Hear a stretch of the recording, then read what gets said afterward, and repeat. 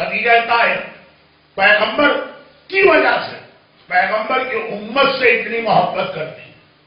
اور یہاں پہ میں اپنی تقریر کے اہم ترین حصے پہ آ رہا ہوں جو میری آج کی مجلس کا اصل موضوع ہے. خدیجہ طاہر آخری حصے میں ایک فقہی مسئلہ آئے گا جس کی کافی تفصیل نکل آئے گی، لیکن اس سے پہلے خدیجہ طاہر پیغمبر کی وجہ سے، پیغمبر کی امت، یہ پیغمبر کا کلمہ پڑھنے والے، یہ پیغمبر کو اپنا آقا ماننے والے، یہ پیغمبر کی اولادیں ہیں، پیغمبر سے محبت مجبور کر رہی ہے خدیجہ کو کہ اتنا خیال کرے امت رسول کا کہ آج بھی یاد رکھیے، آج بھی روزی اور رزق کے لیے، جاب کی سیکورٹی کے لیے، بزنس میں برکت کے لیے خدیجہ طاہرہ کے وسیلے سے بہتر کوئی وسیلہ نہیں. حق ائمہ طاہرین نے حکم دیا ہے. بلکہ جناب خدیجہ کے حوالے سے دو باتیں سنی اور ایک جملہ میں جو میری ساری زندگی کی مجالس کا سبجیکٹ ہوتا ہے اس کے سیکوینس میں کہوں اگرچہ اس کے کانٹیکٹ میں کہوں اگرچہ اس کا ٹائم آج نہیں، کہ آنے والا زمانہ مومنین کرام کی روزی اور رزق کے لیے بڑا خطرناک زمانہ آ رہا. اس ظہور ایمان کی نشانیوں میں سے ایک نشانی کہ ایک تہائی دنیا جب بھوک سے مرے، بہت خطرناک زمانہ آ رہا. خدیجہ طاہرہ کا وسیلہ، میں پھر وہی جملہ کہوں، خدیجہ طاہرہ کے فضائل تو پڑھے جاتے ہیں لیکن واقعا دعا کے اندر وسیلہ خدیجہ کو دل کی گہرائی کے ساتھ اس کی عظمت سمجھ کے شامل کرنا. دو چیزیں یہاں پہ، اگرچہ ایک صاحب نے بڑی حیرت کی، ابھی 3 مہینے پہلے آسٹریلیا سے باہر ایک جگہ بیٹھ کے ایک صاحب میرے پاس یہ کیلکولیشن لے کر آئے کہ مولانا پچھلے 2 سال میں آپ نے یہ واقعہ 25 دفعہ پڑھا. میں نے کہا سلور جبلی ہو گئی، کہنے کہ 26 دفعہ پڑھا. 26 دفعہ یہ واقعہ پڑھا، کبھی میلبرن میں نہیں پڑھا. اور واقعہ 4 بنا کے لائے کہ امریکہ میں کتنی جگہ، انگلینڈ میں کتنی جگہ، یورپ میں کتنی جگہ، اور افریقہ میں کتنی جگہ، اور مڈل ایسٹ میں کتنی جگہ، اور پاکستان میں کتنی جگہ، اور حج میں تو ہر سال، عمرے میں تو ہر سال. کہنے کا یہ واقعہ کیا میلبرن میں پڑھتا ہی نہیں، تو یہ واقعہ کوئی اور واقعہ بھی نہیں پڑھتا ہوں. تو اب آج موقع ایسا ملا کہ یہ واقعہ، یہ میں نے اس لیے کہا کہ جن لوگوں نے انٹرنیٹ پہ میری تقاریر سنی انہوں نے 26 مرتبہ پہ واقعہ سنا ہوگا. آج 27ویں اور میری اس مختصر زندگی جو اب رہ گئی، تو گزر گئی وہ نہیں، جو رہ گئی اس کے حوالے سے آخری مرتبہ یہ واقعہ سنی. پاکستان کے موجودہ حالات میں یہ واقعہ تھا، چونکہ اس واقعے کا میں خود بھی ایک گواہ ہوں، لیکن پھر پاکستان کے ایک اخبار جنگ، فرائیڈے 5 اگست 2011 پیج 1، یہ پورا واقعہ چھپ بھی گیا اور بہت مشہور واقعہ مکے کا ہے.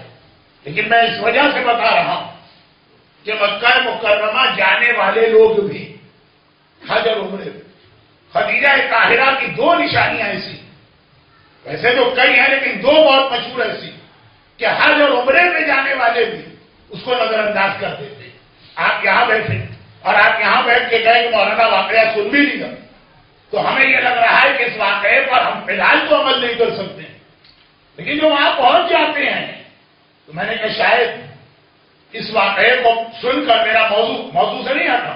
خدیجہ طاہرہ آج بھی امت رسول کے لیے اتنی ہی مہربان ہے جیسے ایک ماں کو اپنی اولاد پہ مہربان ہونا چاہیے، اور وہ صرف رسالت کی محبت میں کہ رسول کا کلمہ پڑھنے والے ہیں، یہ میرے محبوب کا کلمہ پڑھنے والے اور اس کے غلام ہیں. چنانچہ خدیجہ طاہرہ کا نام، اس کو استعمال کرنا سیکھیے اس نام کو. پہلے مختصر جلدی واقعہ بہت لمبا ہے، آپ یہ پرچہ دیکھ کر ہی گھبرا گئے ہوں گے، میں ذرا سی اس کی سمری کرتا ہوں. فرماتے ہیں کہ مکے سے خبر آئی ہے کہ ہمارا دوست امان اللہ انتقال کر گیا. امان اللہ کون؟ یہ 31 کا واقعہ لکھ رہے ہیں اور 31 سے میں حج پہ جا رہا ہوں، بلکہ اس سے بھی پہلے.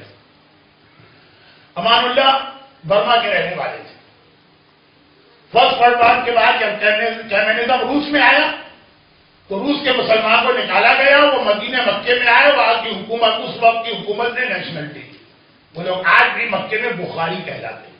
بہت سے بخاری پنجاب میں بھی ہیں، لیکن یہ جو بخاری مکے مدینے میں، یہ بخاری ہیں جو کمیونزم کے فوراً بعد بخارا سے نکلی.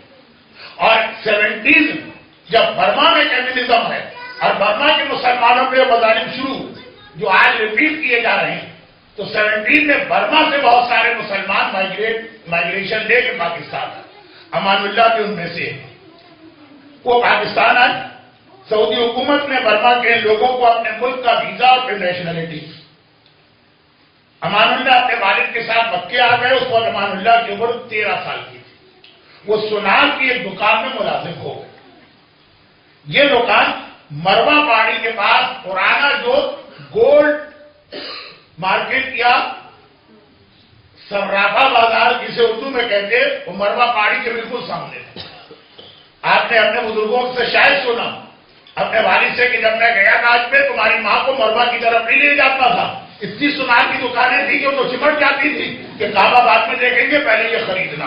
تو وہ پوری ایک بہت بڑی مارکیٹ تھی مروا، صفا اور مروا میں سے مروا پہاڑی کے ساتھ.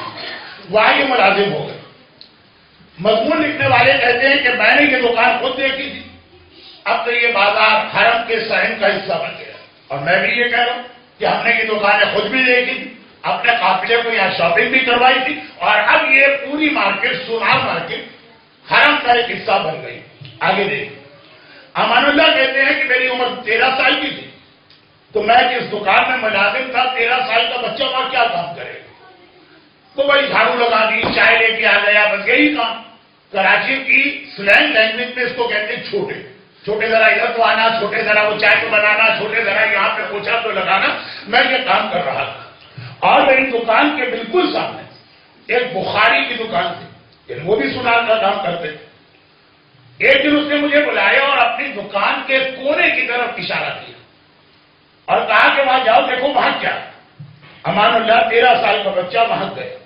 وہ چیز البتہ ایک بڑی عجیب قسم کی خوشبو، ایک سینٹ، ایک پرفیوم، ایک فریگننس اس حصے پہ. جب میں واپس آیا اس کونے سے تو اس بوڑھے بخاری نے مجھ سے پوچھا کہ وہاں کیا دیکھا. میں نے کہا دیکھا تو کچھ نہیں، البتہ سونگا ایک عجیب سی خوشبو وہاں پہ نظر آ رہی. بخاری نے کہا ہاں میں یہی معلوم کرنا چاہ رہا تھا کہ میری دکان میں اکثر یہ خوشبو اس کارنر پہ آتی اور میں یہ سوچ رہا تھا کہ یہ مجھے کوئی دھوکہ ہو رہا ہے کہ واقعا وہاں پہ یہ خوشبو. خیر تم نے بھی سونگا، دیٹ مینس کہ یہ ریئل خوشبو ہے. جاؤ اپنی دکان پہ. میں واپس آیا. 1 منٹ یا آدھا منٹ وہ خوشبو میں نے سونگی اور اپنی دکان پہ آ گئی. ابھی میں آگے بیٹھا اور وہ خوشبو میرے ذہن میں تھی. ایسی پیاری اور دھیمی خوشبو میں نے آج تک نہیں سونگی کہ دکان کا جو اصل مالک تھا، میں تو 13 سال کا بچہ وہاں پہ خالی جاب کر رہا ہوں، اصل مالک آ گیا. اور اس نے یہ کہا کہ جس کو میں نے یہ دکان دی ہوئی تھی وہ جاب چھوڑ کے چلا گیا. آج سے دکان کا تو مالک ہے، یہ دکان تیری ہے اور اب اتنا کر کے اتنا % تیرا شیئر، اتنا % تیرا شیئر. سونے کی دکان، اربوں کا سونا آپ نے دیکھا، کلو کے حساب سے ان کی عورتیں سونا پہنا کرتی ہیں. تو دیکھتے دیکھتے 13 سال کا بچہ کروڑ پتی بن گیا. اور یہ دکان، اس دکان کے اندر سونا بن کے آتا ہے ورکشاپ سے، وہ 3 کارخانے. اور یہ سب اب میں اس کا برابر سے آدھا مالک، میں آدھا مالک ہوا. اب وہ سوچتا ہے بچہ 13 سال کا ہے کہ ایک دم ہوا کیسے. بیٹھے بٹھائے کہ جھاڑو لگانے والا اور چائے بنانے والا اور صفائی کرنے والا بیٹھے بیٹھے یہ کیا ہوا. صرف ایک ہی چیز ذہن میں آتی ہے کہ خوشبو میں نے سونی. فرماتے ہیں کہ اب کچھ عرصہ گزرا تو وہ پورا میرے پاس آیا اصل مالک. کہنے لگا کہ میرے بچے بڑے ہو گئے ہیں، وہ یہ سونار کا کام نہیں کرنا چاہتے بلکہ باہر نکل گئے. میرا بالکل آخری وقت تو جب میں 50-50 تھا وہ بھی ختم. پورے کا مالک میں تجھے بنا رہا ہوں، یہ دکان تیری، یہ 3 کارخانے تیرے. اور یہ اس کے اندر جو منو سونا تولے یا گرام کے حساب سے نہیں، سیر یا کلو کے حساب سے نہیں، منو کہ سارا کا سب تیرا ہے، تو جانے اور تیرا کام. فرماتے ہیں کہ پھر کچھ عرصہ گزرا. اب وہ غالباً یہ 88 کی بات ہے جب وہ پورا بازار توڑا گیا. ایکسٹینشن ہوا حرم کا، مروا پہاڑی کے قریب کی دکانیں توڑی گئی. اب جب وہ توڑا گیا تو حکومت نے ہر دکان کے مالک کو اس کی 1 دکان کے بدلے میں 2 دکانیں حرم کے سامنے دی. چنانچہ خانہ کعبہ کے حرم کے سامنے زمزم ہوٹل، ہلٹن ہوٹل، یہ سب جو ہیں اس میں اس کو 2 دکانیں سونے کی ملی. وہ جو ایک دکان بہت پرانی وہ ٹوٹی، اور بالکل پرائم لوکیشن جسے کہتے ہیں انٹرکون ہوٹل، ہلٹن ہوٹل، زمزم ہوٹل، یہ تینوں کے شاپنگ ایریا کروڑپتی لوگ آتے ہیں وہاں. اس کو 2 دکانیں مل گئی. اب یہ کہہ رہا بلکہ 3 دکانیں ملی، تینوں شاپنگ ایریا میں الگ الگ. اب وہ دکانیں اس کے خرید کے توڑ دی گئی، پھر اور دکانیں توڑی گئی اور دکانیں، یہاں تک کہ اس کی دکان کے سامنے والی لائن جو آخری لائن تھی پھر خراب تھی، یعنی خانہ خدا صفا بھرو. جب وہ آخری دکان توڑی گئی تو اس کے نیچے سے ایک مکان نکلا، اور وہ مکان تو بہت دور تک تھا لیکن اس میں ایک پلر آ رہا تھا، ایک مکان تھا. اب جب اس کو اور توڑا گیا اور توڑا گیا اور توڑا گیا تو پتا چلا کہ پورا فل فلیج ایک مکان وہاں پہ نظر آ رہا. اب معلومات شروع ہوئی کہ یہ مکان کس کا. میں نے بہت شارٹ کر دیا آپ کے ٹائم کو بچانے کے، اور پتا چلا کہ یہ مکان حضرت خدیجہ طاہرہ کا وہ مکان ہے جس سے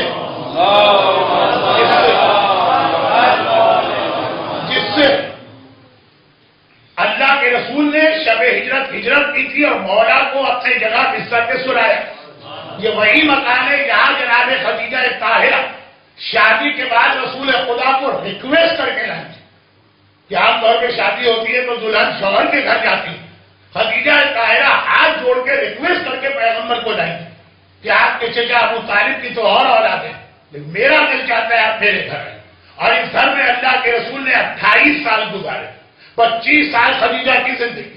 یہی پہ جناب قاسم پیدا ہوئے، خدیجہ کے بڑے بیٹے، جس کی وجہ سے رسول ابو القاسم کہہ جاتے ہیں.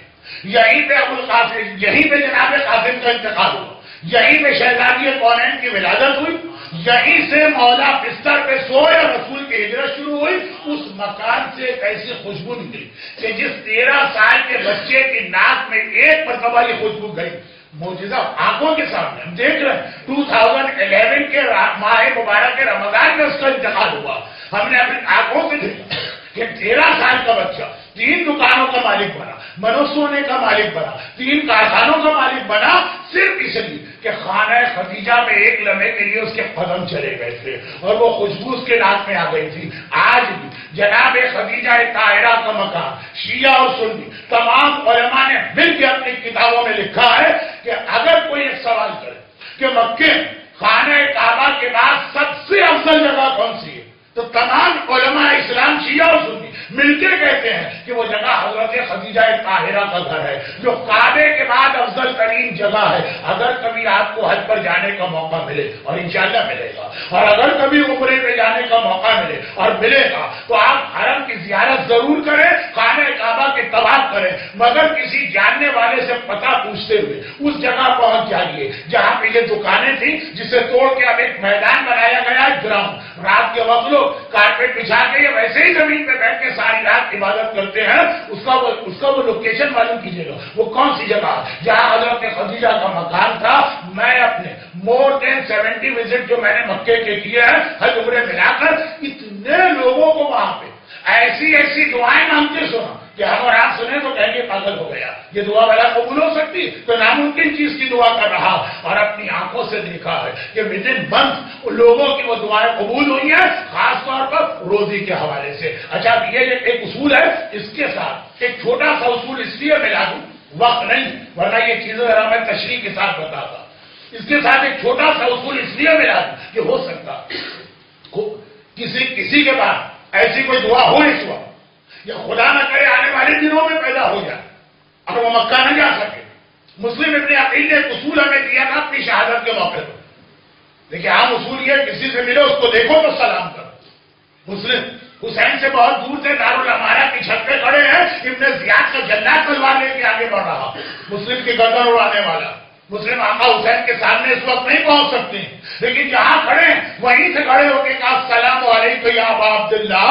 حسین جہاں بیٹھے تھے حسین اپنی جگہ سے کھڑے ہوئے کوفے کا رخ کیا وعلیک السلام یا اخی ابن عمی وثقتی ومعتمدی، اے مسلم تم کہیں سے مجھے سلام کرو، تمہارا سلام میں دیکھتا بھی، تمہیں میں دیکھتا بھی ہوں، تمہارے سلام کو سنتا بھی ہوں، تمہیں جواب بھی دیتا ہوں۔ تو جب مجبوریاں آپ کو دور کر دیں تو مسلم کے واقعے نے بتایا کہ تم اور ہم اور آپ مجبور ہو سکیں گے مگر آقا حسین مجبور نہیں ہے، مگر خدیجہ طاہرہ مجبور نہیں ہے۔ تو جب ممکن ہو تو وہاں جا کے دعا مانگیے، جب مشکل نظر آ رہا ہو دنیا کے جس کونے میں ہو وہاں بیٹھ کر نام خدیجہ، وسیلہ خدیجہ اور دل کی گہرائی سے عظمت خدیجہ کو سمجھ کے دعا مانگیے گا، پھر آپ دیکھیے گا کہ کم از کم روزی کے حوالے سے تو دعا اتنے جلد قبول ہوتی ہے۔ اگر جی میں نے تو اس کے علاوہ ایسے ایسے مسائل کو حل ہوتا دیکھا، ایسے ایسے مسائل کہ جہاں بالکل یقینی بات ایڈس کا مریض ہے، آخری اسٹیج میں ہے، اس کی ماں تڑپ کے آئی ہے، ماں دعا مانگتی ہے، واپس جاتی ہے پتہ چلا کہ بیماری ختم ہو گئی ہے۔ لیکن خدیجہ طاہرہ کے حوالے سے ایک بات اور سنی، اور ہمارے علماء ایک جملہ بہت دعوے کے ساتھ لکھا کہ روزی کے لیے تو ہمارے پاس پھر بھی بہت دعائیں، بہت ساری دعائیں۔ ایک تو یہ عمل میں نے خاص آپ کو بتایا، لیکن اس کے علاوہ ایک عمل ایسا ہماری تمام احادیث کی کتابیں دیکھ ڈالی، اس کا کوئی سلوشن نہیں ہے سوائے خدیجہ طاہرہ، اور وہ کیا ہے؟ وہ اس کا الٹا مسئلہ، وہ یہ کہ آدمی کے پاس پیسے ان گڈ فیتھ کسی کو دیے، قرضہ دیا، بزنس کے لیے دیا، اور وہ دبا کے بیٹھ گیا، واپس نہیں کر رہا۔ ایک تو ہے کہ آدمی خود غربت میں ایک ہے کہ نہیں، غربت نہیں تھی، کسی مومن کی مدد کے اعتبار سے چلے، اپنے فائدے کے اعتبار سے، لیکن حلال اور جائز طریقے سے۔ مجھے رقم ضائع ہو گئی، واپس نہیں مل رہی، اگر اسے واپس لینا، یہ بڑے چیلنجنگ انداز میں ہمارے علماء نے لکھا کہ اس کے لیے ہمیں کوئی عمل دعاؤں کی کسی کتاب میں نہیں ملا، صرف ایک عمل ملا کہ اگر کسی کو یہ مسئلہ پیش آ جائے تو وہ مکہ مکرمہ جا سکتا ہے تو خود جائے، ورنہ کسی سے ریکویسٹ کرے کہ میرے بہاف پر ایک طواف یعنی خانہ خدا کے 7 چکر خدیجہ طاہرہ کے نام پہ لگاؤ، پھر 2 رکعت نماز طواف کی پڑھو، اور پھر خدا سے کہو کہ اے خدا مجھے میری ماں خدیجہ طاہرہ کا واسطہ، یہ طواف کا نماز ان کی نذر ہے، ان کے لیے ہدیہ ہے، میرے اس مسئلے کو حل کر دے۔ تو اس پرابلم کا سولوشن پوری کتابوں میں دیکھنے کے بعد صرف ایک ہے، تو نام خدیجہ دونوں حوالے سے، دونوں طریقے سے نہیں ہے رزق اور آ رہا تھا، اور کوئی اس کو دبا کے بیٹھ گیا، اس کو واپس لینا ہے، نام خدیجہ لے کے۔ رحمتك يا أرحم الراحمين وصلى الله على محمد وآله الطاهرين